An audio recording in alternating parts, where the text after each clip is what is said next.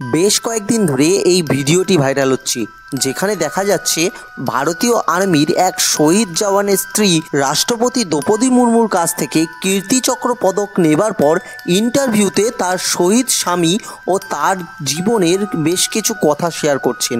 তাতে তার রিয়্যাক্ট হিসাবে কথা বলতে বলতে কখনো তিনি হাসছেন বা কখনো কাঁদছেন, আর যা দেখে সোশ্যাল মিডিয়ার দর্শকরা যথেষ্ট শোকাহত হয়ে পড়েছেন। আজকের এই পর্বে চলুন আমরা জেনে নিই আসলেই সেদিন কি ঘটেছিল।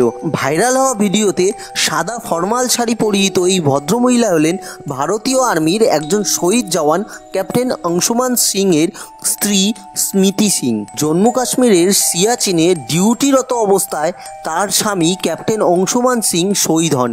তবে তিনি কোনো জঙ্গির গুলিতে নিহত হয়েছেন তা কিন্তু নয়, তিনি তার বীরত্বের পরীক্ষা দিয়েছেন অন্যভাবে। আর্মিতে একটি কথা আছে, সবার আগে দেশ, তারপরে নিজের সাথী।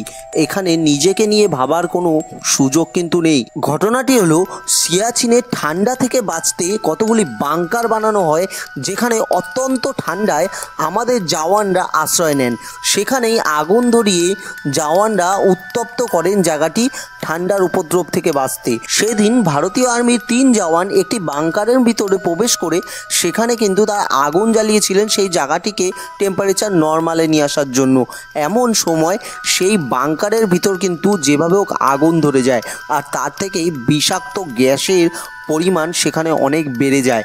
এরপর কিন্তু আমাদের এই বীর যোদ্ধা অংশুমান সিং তিনি কিন্তু সেটি লক্ষ্য করেন, আর লক্ষ্য করার সঙ্গে সঙ্গেই তার মনে পড়ে যায় সেই আর্মির রুলস, আর সেই রুলস হিসাবেই কিন্তু তিনি সবার আগে ঝাঁপিয়ে পড়েন সেই 3 সাথীকে বাঁচানোর জন্য। আর বাঁচানোর জন্য তিনি সেই বাংকারের ভিতর প্রবেশ করে তাদের যখন সেখান থেকে উদ্ধার করে নিয়ে আসেন, তবে শেষে কিন্তু তিনি সেই বাংকার থেকে আর বেরোতে পারেন না। আর সেই বাংকার থেকে বেরোতে না পারার ফলে বিষাক্ত গ্যাস এবং আগুনের তাপে তিনি কিন্তু ঝলসে যান। এর ফলে তিনি সম্পূর্ণরূপে পুড়ে যান। পরে তাকে উদ্ধার করে হেলিকপ্টারে করে হসপিটাল নিয়ে যাওয়া হলে তাকে বাঁচানো সম্ভব হয়নি। এভাবেই তিনি 3টি প্রাণ বাঁচিয়ে দিয়ে যান, সাথে 3টি পরিবারও বাঁচিয়ে দিয়ে যান। এই ছিল শহীদ অংশুমান সিংয়ের কাহিনী। তার স্ত্রী ইন্টারভিউতে জানিয়েছেন অত্যন্ত মেধাবী ছাত্র ছিলেন শহীদ অংশুমান। তিনি প্রেমিক হিসেবেও খুবই মনের মানুষ ছিলেন একজন। Right, and we are not talking because he's not wished me nice enough, or he has not given me all the plans of what he's going to do for my birthday. 21st June, I hear my phone is ringing consistently, and I'm like, okay, let it be. I'm not fighting zone. I'm not gonna talk to him. After 3 hours of consistent calling, I picked up his call. It's like, what is it? What do you want? It's like, come out of the balcony, bro. I'm standing outside. Like, what? He's standing at the balcony? And I was like, oh my god, it's 9:30. No, you go home. He's like, okay, fine, I'll go. And my parents didn't know about that. Like, that time, my parents didn't know that we were dating. So next day, he comes home. It's like, I'm a friend. I have just come. I was just passing by. And he's flown from Pune to Gurdaspur just to wish me. কলেজের প্রথম দিনই তারা দুজনে প্রেমে পড়েন। অংশুমান বাবু এবং স্মৃতি দেবী টানা 8 বছর ভালোবাসা করার পর 2023 সালের ফেব্রুয়ারিতে তারা বিবাহ বন্ধনে আবদ্ধ হন। বিয়ের মাত্র 2 মাসের মাথায় সিয়াচেনে পোস্টিং হয় অংশুমান বাবুর। সব ঠিকঠাকই চলছিল তখন অবধি। ইতিমধ্যেই চলে আসে 18ই জুলাই 2023 সালের ওই দিনটি।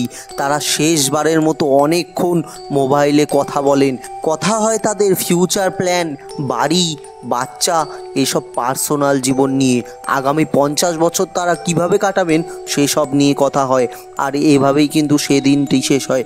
কিন্তু তারপরেই চলে আসলো সেই কুখ্যাত দিন। তারপরেই ফোন রেখে দিতেই চলে আসলো 19শে জুলাই 2023 ভোর 3টে। ঘটে যায় ওই মর্মান্তিক ঘটনাটি। শেষ হয়ে যায় সব আশা আকাঙ্ক্ষা। স্মৃতি দেবীর কাছে ফোন আসে, তার স্বামী শহীদ হয়েছেন দেশের কাজের জন্য। হ্যাঁ, তার স্বামী আর নেই। এই ফোনটি আসার পরে 7-8 ঘন্টা কিন্তু স্মৃতি দেবী একেবারে বিশ্বাসই করতে চায় না এমন কিছু হয়েছে। তারপরে যখন ঠাওর আসে ততক্ষণে সব শেষ।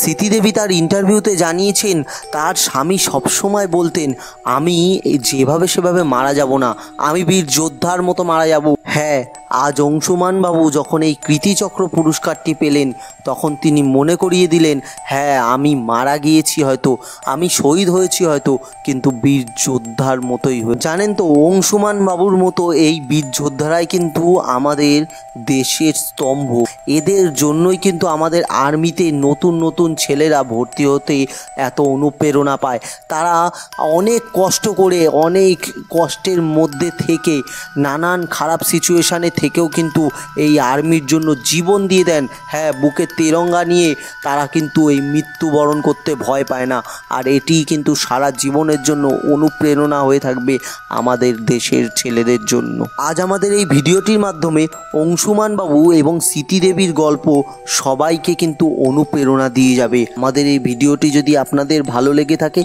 তাহলে অবশ্যই কিন্তু একটি লাইক করে দেবেন। আপনি যদি ফেসবুকে থেকে থাকেন এটি, তাহলে আমাদের প্রোফাইলটিকে কিন্তু ফলো করতে ভুলবেন না। আর যদি ইউটিউবে দেখেন তাহলে সাবস্ক্রাইব করতে কিন্তু ভুলবেন না। ধন্যবাদ। জয় হিন্দ, বন্দে মাতরম।